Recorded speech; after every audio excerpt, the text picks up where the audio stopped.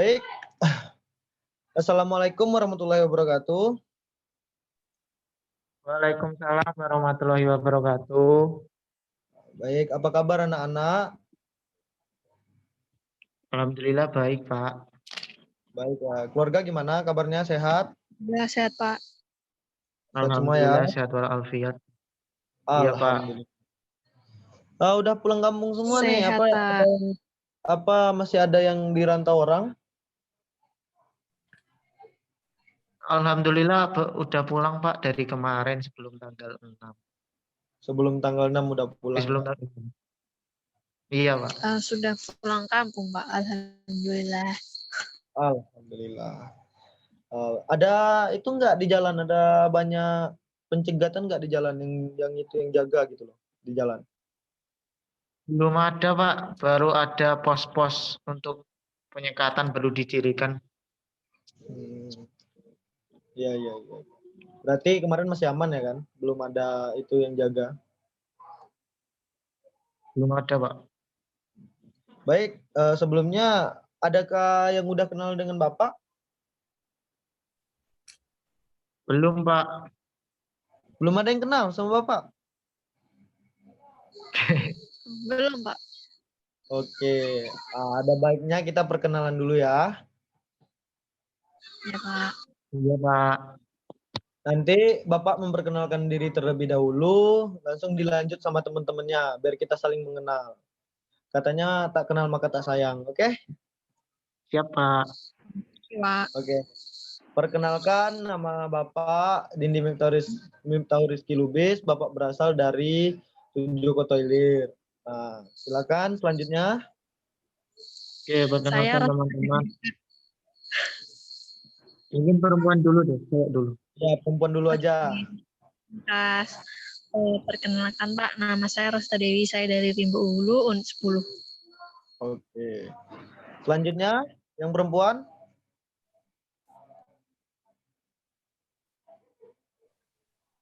Yang. Selanjutnya yang perempuan. Ayo, siapa ini? Meli ya? Iya, Pak. Perkenalkan, Mel. Pak dan teman-teman, nama saya Meli, asal saya dari Kebo, yang paling pelosok, Pak. Oke. Oke, selanjutnya. Ada siapa lagi ini? Wahyu.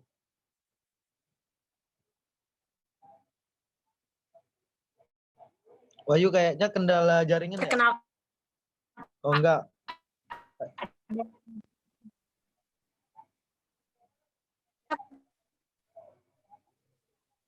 Oh, kayak sepertinya Sinyal, Pak, gangguan sinyal kayaknya. Ya udah lanjut aja. Siapa lagi? Pemungkas?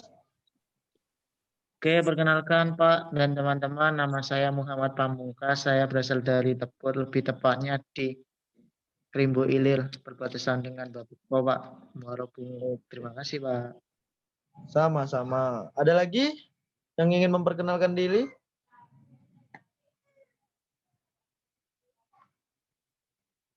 Sebelumnya Bapak minta maaf ya, karena Bapak lagi di dalam ruangan ini, jadi cuman bermodalkan lampu, karena sinyal agak susah juga gitu kan. Pak minta maaf. Iya, Pak. Oke, udah kenal semua. Jadi sebelum kita memulai bimbingan kelompok pada malam hari ini, ada baiknya kita berdoa. Berdoa Bapak sendiri yang mimpin. Silakan berdoa menurut kepercayaan dan agamanya masing-masing. Berdoa, mulai. Doa, selesai. Baik, sebelumnya Bapak mau tanya dulu nih. Apakah dari anak-anak udah pernah mengikuti bimbingan kelompok? Belum, Pak. Belum pernah sama sekali. Belum pernah sama sekali ya. Yang cewek nih gimana nih? Ngantuk atau kayak mana nih? Belum, Pak. Gelap-gelapan. Enggak ya? Berarti belum ada. Jadi ada baiknya Bapak jelaskan dulu ya tentang bimbingan kelompok itu seperti apa dan manfaatnya apa. Iya, Pak. Oke. Baik. Di sini bimbingan kelompok itu dari Bapak Prayitno mengemukakan bahwa bimbingan kelompok adalah suatu kegiatan yang dilakukan oleh sekelompok orang dengan memanfaatkan dinamika kelompok, yang artinya semua peserta kegiatan kelompok saling berinteraksi. Saling berinteraksi itu maksudnya saling berbicara gitu, saling ngomong, mengemukakan pendapat gitu kan, menanggapi atau memberi saran dan lain sebagainya lah. Apa yang dibicarakan itu semuanya bermanfaat untuk diri peserta, maksudnya diri kita sendiri ataupun diri orang lain gitu. Untuk orang lain itu bermanfaat gitu. Jadi tujuan bimbingan kelompok adalah melatih individu. Melatih individu itu, yang dimaksud melatih individu, dia bersikap terbuka, berbicara di hadapan banyak orang, mengambil sikap bertanggung jawab dan mengambil keputusan, mampu mengembangkan perasaan, pikiran, serta memunculkan tingkah laku baru yang lebih efektif. Yang maksudnya lebih efektif itu ya seperti berinteraksi sesama teman dengan banyak orang gitu kan, dia lebih berani gitu buat berbicara gitu. Sebelumnya apakah ada yang ingin ditanyakan tentang pengertian bimbingan kelompok? Saya rasa sudah jelas Pak mengenai pengertian sampai tujuannya. Sudah cukup paham bagi saya. Oke. Jadi bagusnya topik yang akan kita bicarakan malam ini apa ya? Bagusnya. Izin memberikan pendapat Pak tentang topik dari saya. Oke. Silakan Pamungkas. Kalau dari saya, kalau saya melihat zaman Jawa, anak muda generasi Jawa, saya ingin mengangkat topik tentang keperluan bebas yang yaitu tentang minuman keras Pak atau miras. Seperti itu.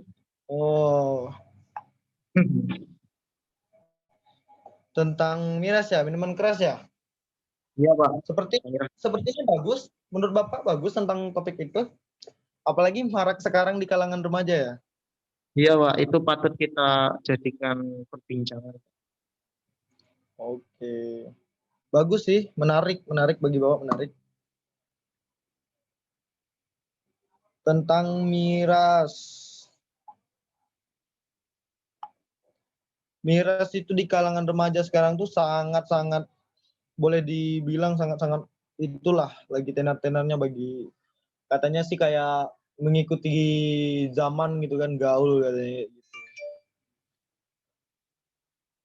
Jadi kalau menurut Bapak, miras ini tadi kan, maaf ya sebelumnya ini ada agak ribut sedikit karena lagi banyak yang kumpul. Iya Pak.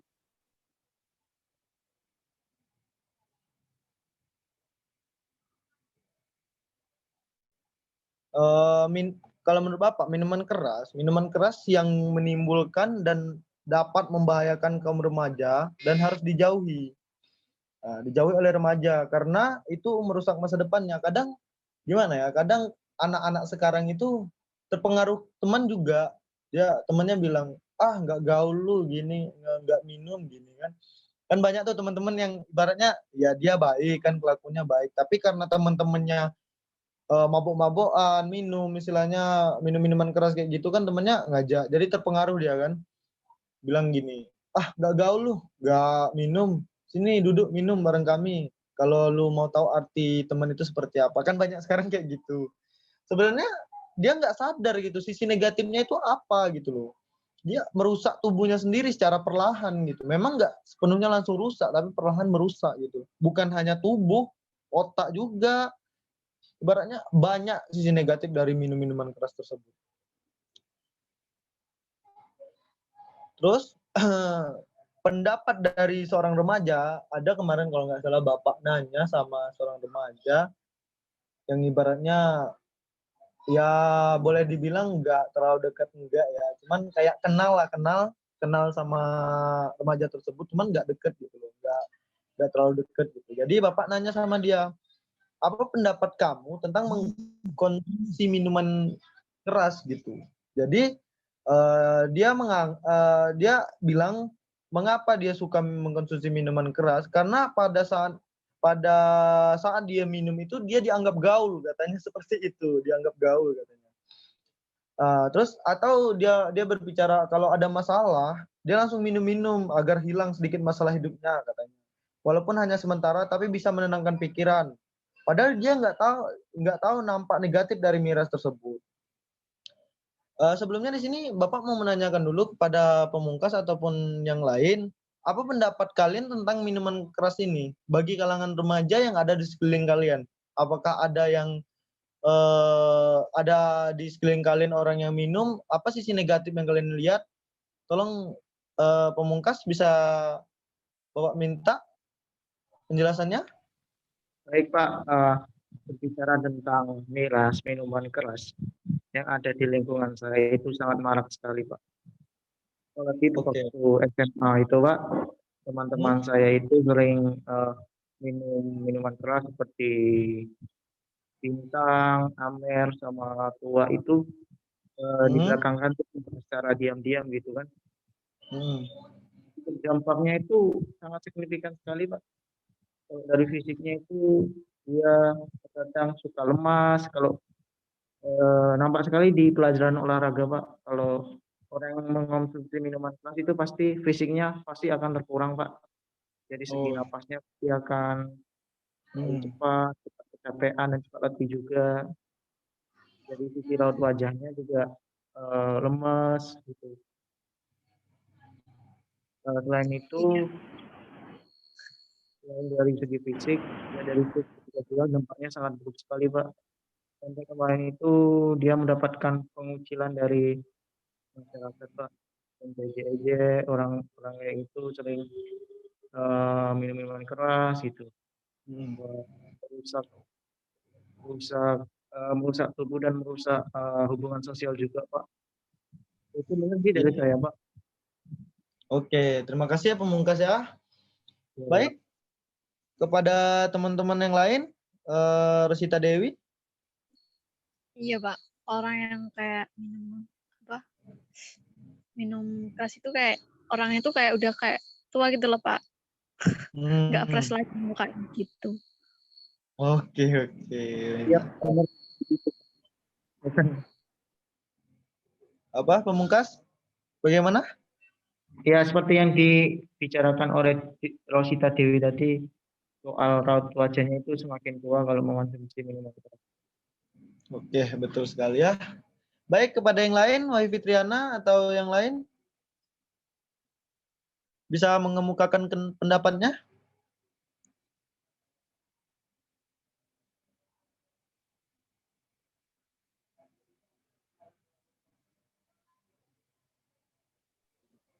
Sepertinya kendala jaringan. Sepertinya kendala jaringan ya. Ya udah kita makan aja.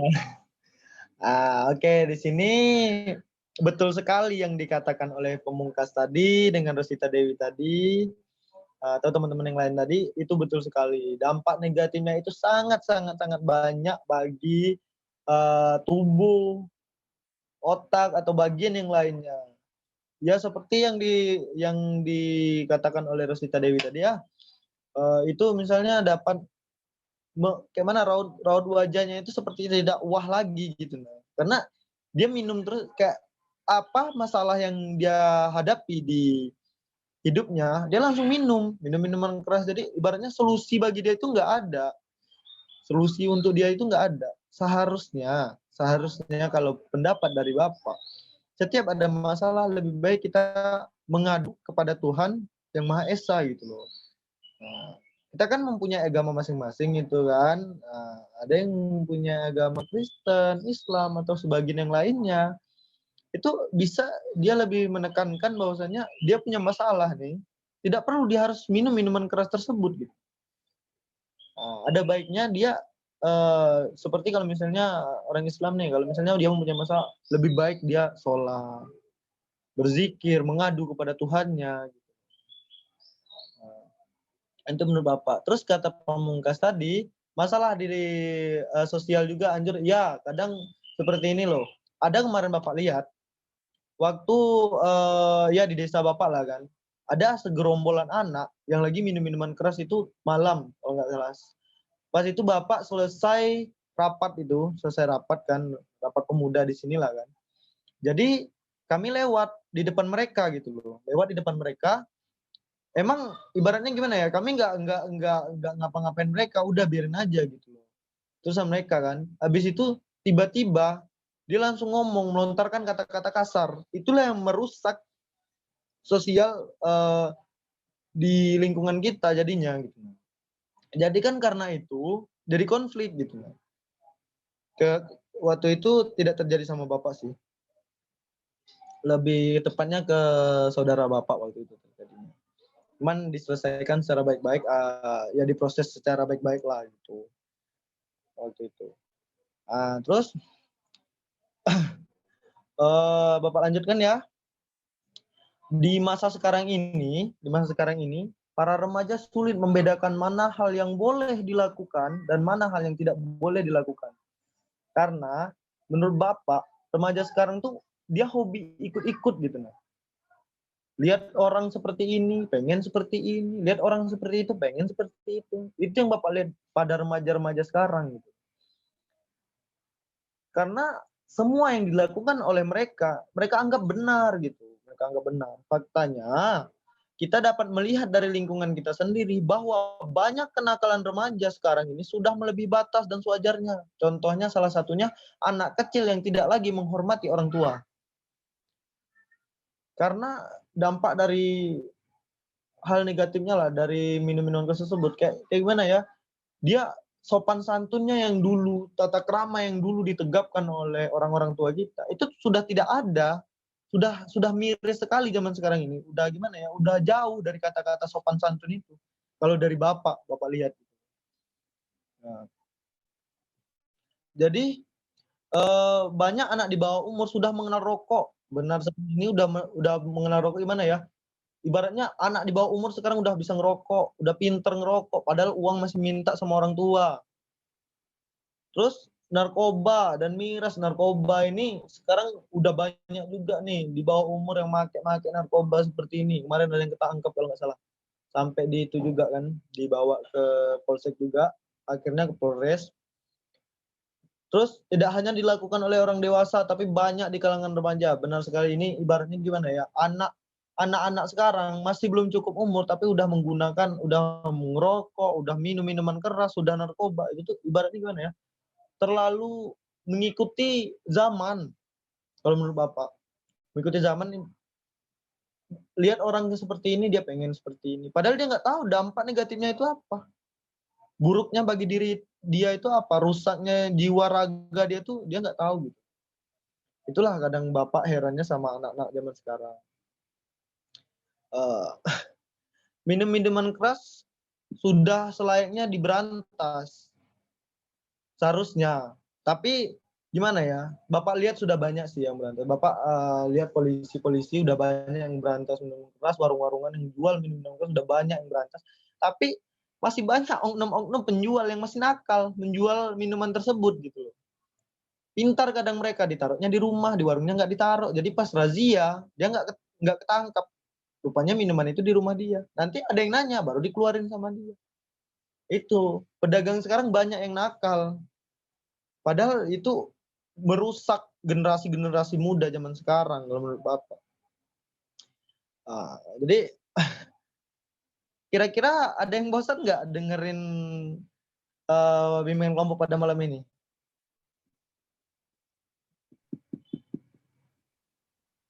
Ada yang udah bosan? Belum, Pak. Belum ya? Gimana kalau kita melakukan ice breaking dulu? Nah, boleh itu, Pak. Biar Boleh, semangat. setuju ya? Setuju, Pak.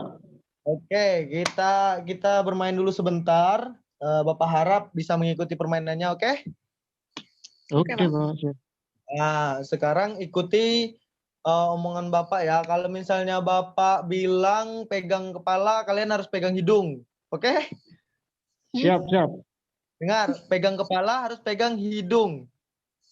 Nah, kalau misalnya pegang telinga harus pegang mulut. Oke? Oke, Pak. Pegang telinga. Kalau misalnya sebaliknya ya, kalau misalnya Bapak suruh pegang hidung berarti pegang ke Kepala. kepala. Kalau Bapak suruh pegang telinga berarti pegang Mulut. Mulut. Oke, siap. Ayo kita mulai ya. 1, 2, 3. Pegang kepala.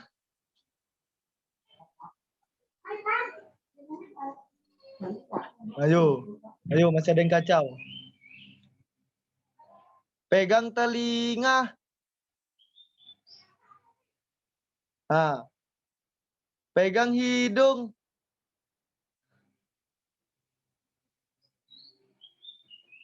Ayo. Nah. Rosita masih salah itu. Ayo kita ulang ya. Kita ulang ya. Pegang kepala. Pegang hidung. Pegang telinga. Oke, mantap. Baik, Bapak rasa cukup ya dengan ice breaking pada malam hari ini. Bapak rasa cukup. Gimana? Udah mantepan? Udah nggak ngantuk? Enggak, Pak. Wah. Ya udah. Oke, Bapak lanjutkan ya. Bapak lanjutkan. Nah, jadi menurut Bapak, jika ingin menghindari dampak alkohol atau minuman keras secara tersehat ataupun dengan menjauhi miras dan sejenisnya, mencegah lebih baik bagi kesehatan. Ibaratnya tuh mencegah itu lebih baik daripada kita mengobati gitu. Lebih baik kita sehat daripada kita harus mengobati. Ya, mengobati itu belum tentu dia masih hidup. Kalau misalnya udah ajalnya kan bahaya kan. Nah, jadi menurut Bapak, kesimpulan yang Bapak berikan pada malam hari ini, miras itu banyak dampak negatifnya bagi kita. Banyak dampak negatifnya. Jarang sekali berdampak positif itu. Bisa jadi nggak ada sama sekali gitu. Miras itu bisa merusak tubuh kita, organ tubuh kita, apa yang ada di dalam tubuh kita, bisa merusak otak kita juga. Seperti kata pemungkas tadi, bisa juga merusak lingkungan sosial kita. Banyak kali dampak negatif dari miras tersebut. Bapak harap kepada anak-anak Bapak malam hari ini, jangan pernah melakukan minum-minuman keras seperti itu, karena negatifnya sangat banyak. Bapak mohon kepada kalian. Oke anak-anak? Siap, Pak. Siap. Bapak Nah. Oke, itu saja yang bisa Bapak sampaikan pada malam hari ini. Kurang lebihnya Bapak mohon maaf. Ada baiknya kita berdoa dulu sebelum mengakhiri bimbingan konseling pada malam hari ini. Berdoa, Bapak sendiri yang mimpin. Baik, berdoa menurut kepercayaan agama masing-masing. Berdoa mulai. Doa selesai. Baik, Bapak akhiri. Wassalamualaikum warahmatullahi wabarakatuh. Waalaikumsalam warahmatullahi wabarakatuh. Terima kasih, Pak. Sama-sama. Warahmatullahi Oke, boleh ya. wabarakatuh. Sip.